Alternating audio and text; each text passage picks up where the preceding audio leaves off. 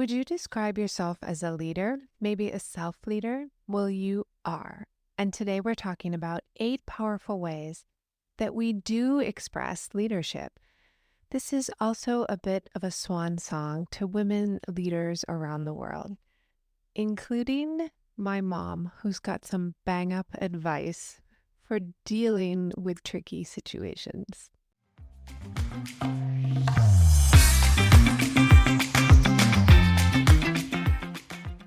Welcome to The Modern Creative Woman, exploring the art and science of creativity. This is the podcast for women who want to elevate their creativity and start applying creative thinking in their everyday lives. I'm your hostess and creativity expert, Dr. Amy Backos. I'm a licensed psychologist and a registered and board-certified art therapist with almost 3 decades helping women live their authentic lives. At The Modern Creative Woman, we are obsessed with helping you build your creativity and self-leadership. Through our conversations and creative insights, I'll provide simple tricks and practices that will help take the mystery out of the creative process so you can start each day feeling empowered, creative, and ready to take on whatever comes your way. Let's get started. Let's dive in. I have 8 ways that you can use your self-leadership in a wide variety of situations at work, at home, and in relationships. Let's dive in. The first one is curiosity. This is one of the core strengths identified by the positive psychology movement. So curiosity is really about, are you paying attention to the world around you? Are you interested in exploring new ideas and concepts? If you're listening, you probably have some curiosity. Self-leaders who can maintain an open mind and are eager to learn new things are really going to find that their curiosity pays off. So when we come across something that conflicts with our existing beliefs or is simply new, it's really important that we take time to learn more about it. A self-leader knows that there's always something valuable to learn. And sometimes we think, well, I've never thought of it that way before, or that's not what I was taught or what I grew up with. And then we reject those different kinds of ideas. And when people do that, they really get stuck in their ways. And you can tell when people stop growing and developing, they're very stuck in old-fashioned ways of thinking. So when I think about curiosity, I think a lot about asking questions. I just did a book review about a book called Think Like Leonardo da Vinci. And I sent the book review out to the women who subscribed to the Modern Creative Woman email list. And the whole book was so interesting and exciting, and ways to be a curious thinker. One of the key concepts in the book that Da Vinci used to pique his curiosity was to ask questions. So here's some questions that I have found really helpful for myself and the women that I work with. What is your role in this situation? What are all the options? How might some other woman see this? And what is the best thing that could happen? In relationships, I learned from my mom a lot about curiosity. And every now and again, she would say, when I ask a question, you might have to go figure that one out for yourself. And she would direct me. And it was from simple things like learning how to use the dictionary when I was really little, to figuring out how to take care of my car when I got older. That idea that we can figure things out. Everything is figure-outable, as Marie Forleo says. And it's not scary, it's exciting, it's interesting. And there's certainly a lot of available resources for us. It's all about trusting that we can go have a look and then make some decisions. Melanie Perkins is the founder and CEO of the software platform Canva. And it's a software program that you can use to create designs, business cards, Instagram photos.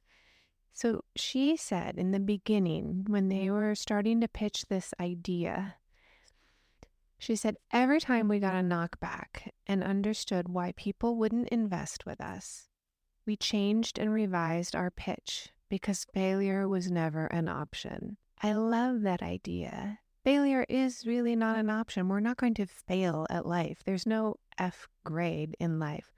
So just the idea that we can shift and change is so interesting. And it allows us to be a self-leader in a really powerful way. The second is having self-trust.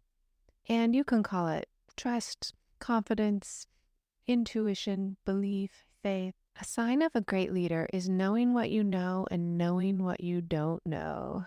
That's a quote from Angela Ahadreds, who is former CEO of the British luxury fashion house Burberry.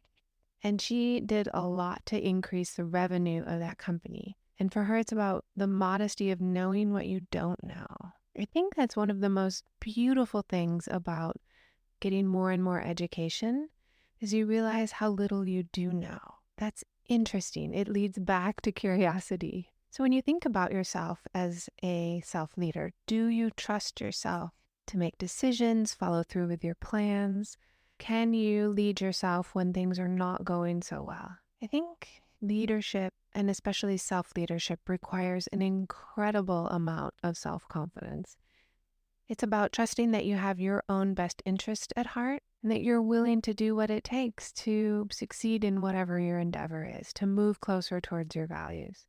It's always a struggle when we lose that self-trust. And self-trust does not mean we're always going to get it right or that we feel like we have the perfect answer. Self-trust means that we believe in ourselves, that we trust we can figure it out as we go along. Melinda Gates said, "If I didn't fill my schedule with the things I felt were important, other people would fill my schedule with the things that they felt were important." Trusting yourself to prioritize what matters to you is very important in self-leadership. Number 3, I called calm, cool, and collected. That's another quote from my mom. Let's just try and be calm, cool, and collected. So can you remain calm, clear-headed, and focused, even in difficult circumstances? As a self-leader, we want to avoid knee-jerk reactions when something pushes a button in us emotionally or we experience a trauma trigger. When we're self-leaders, we pull the idea of calmness to give us mental strength to really fully assess a situation, figure out what's most logical, advantageous, what benefits the most people.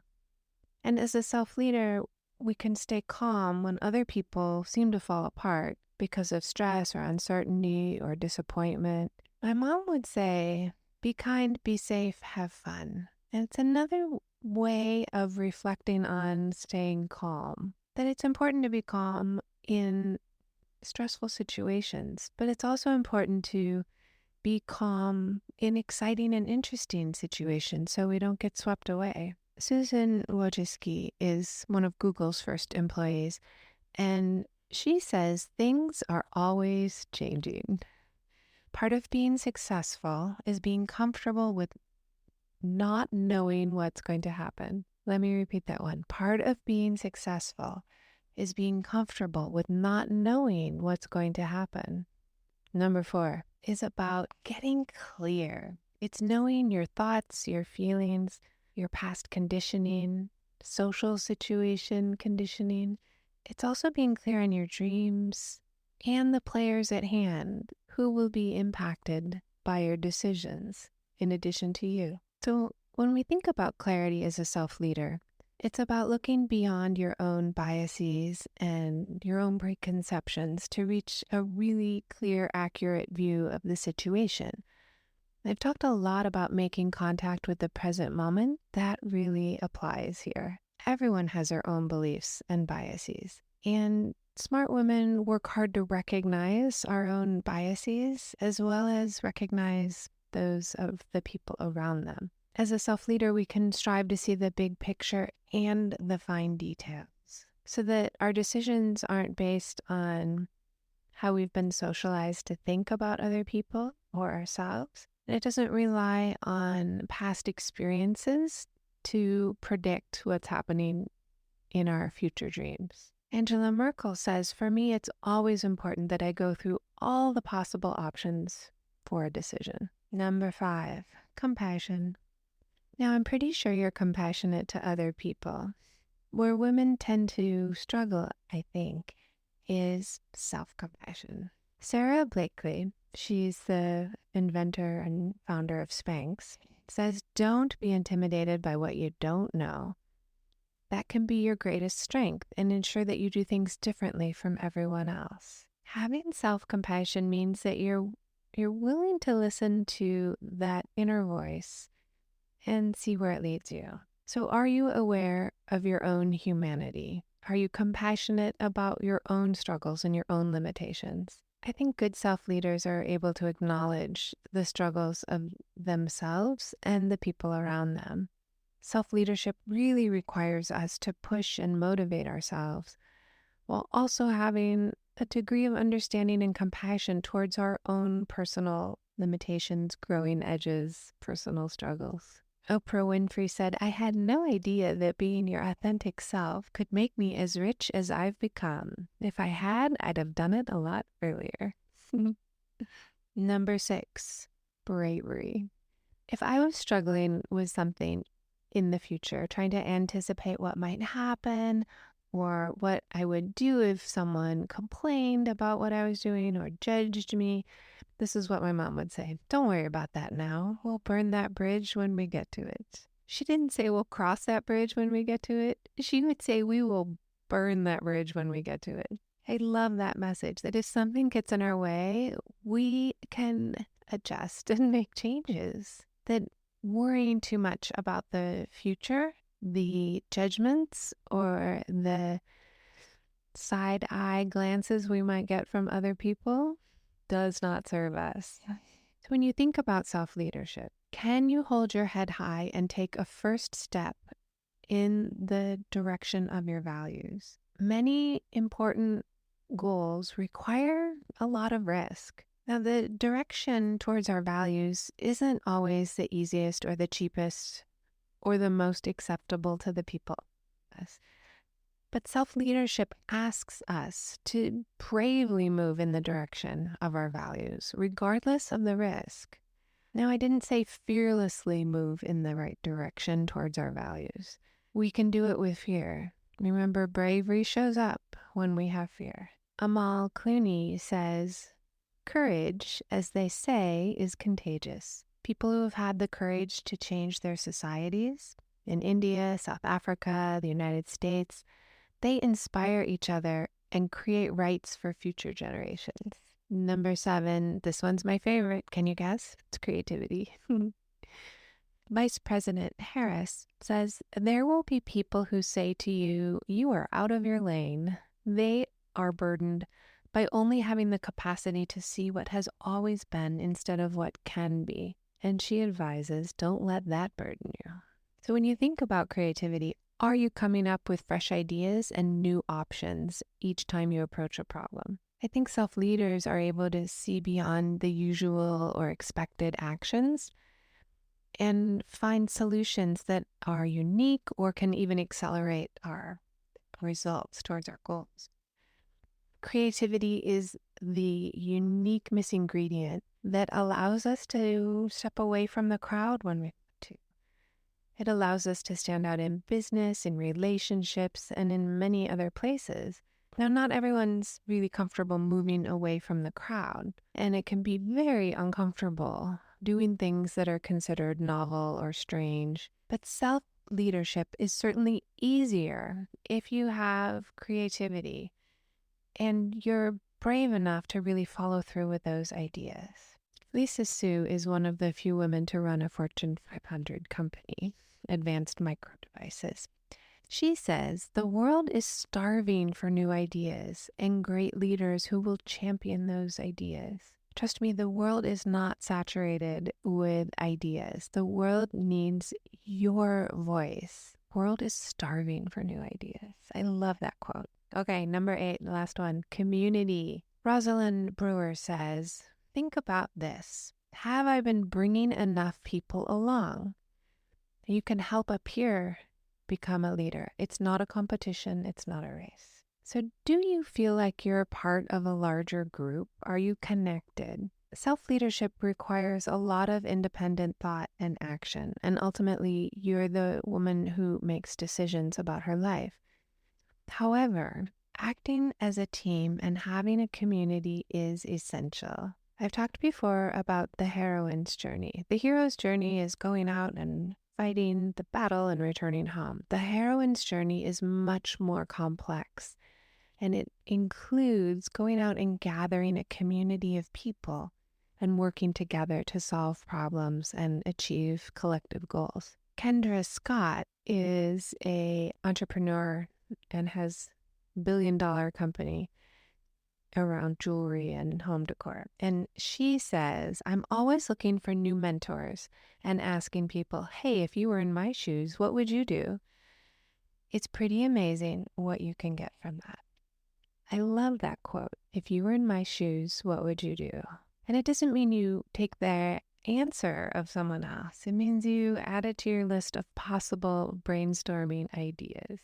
Let me know what you think of these 8 areas of self-leadership. Inside the Modern Creative Woman this month, we did a self-inventory, looking at how well we are able to express ourselves in each of these areas and figuring out our strengths and our growing edges. And then I taught how positive psychology has given us this incredible concept of using our strengths to pull up areas of personal growth. And then we can start to make it fun and playing little games, conducting some experiment, and taking steps, committed actions towards our values using these self-leadership techniques. I also wanted to say thank you to the women athletes who reached out to me to share their experience in athletics. I talked in episode 39 about women's sports psychology and how it has shifted our understanding of athletes to consider the whole intersecting identities of each athlete rather than simply focusing on their athletic skill. And what it has brought to sports psychology has been tremendous and very powerful. So thank you so much for sharing your stories. I love hearing the impact of athletics on your personal growth and your self-leadership. Have a wonderful rest of your week. Now that you know about how to use your creativity, what will you create? Want more? Subscribe to the Modern Creative Woman digital magazine. It's absolutely free and it comes out once a month. And I know you can get a lot out of the podcast and the digital magazine. Yet when you're ready to take it to the next level, I want you to know you have options inside the membership.